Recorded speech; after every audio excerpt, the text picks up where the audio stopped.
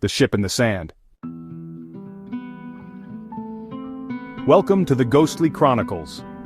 In the heart of the Arabian desert, an ancient legend spoke of a ship buried beneath the sands, a vessel not built for water, but for the skies.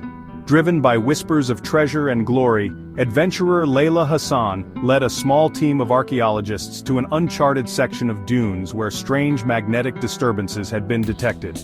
After days of digging under a relentless sun, the team uncovered the hull of the ship, a massive construct of blackened metal, its surface etched with symbols that seemed to shift when stared at too long.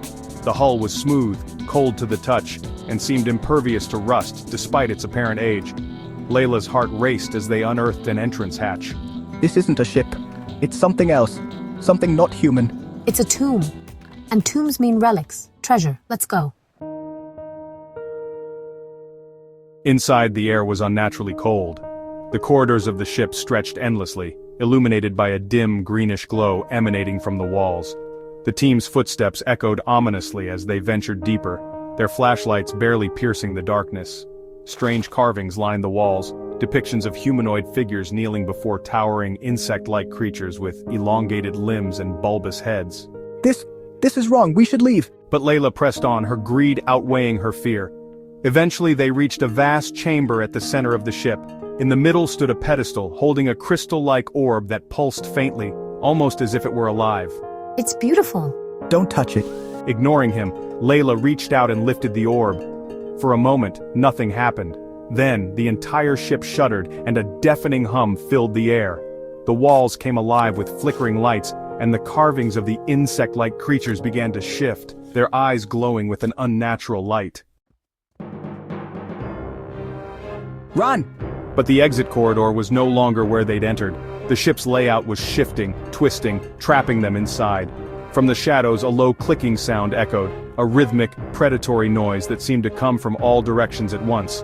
The team turned to see movement in the dark. Tall, spindly shapes emerged, their limbs unnaturally long, their insectoid faces expressionless save for glowing slit-like eyes.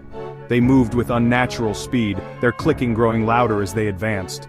The first scream came from one of the archaeologists as a creature grabbed him, dragging him into the shadows. The others scattered, running blindly through the labyrinthine corridors. Layla clutched the orb tightly, convinced it was the key to their survival, or perhaps their doom. She and Rami found themselves in another chamber, smaller but filled with rows of what looked like stasis pods.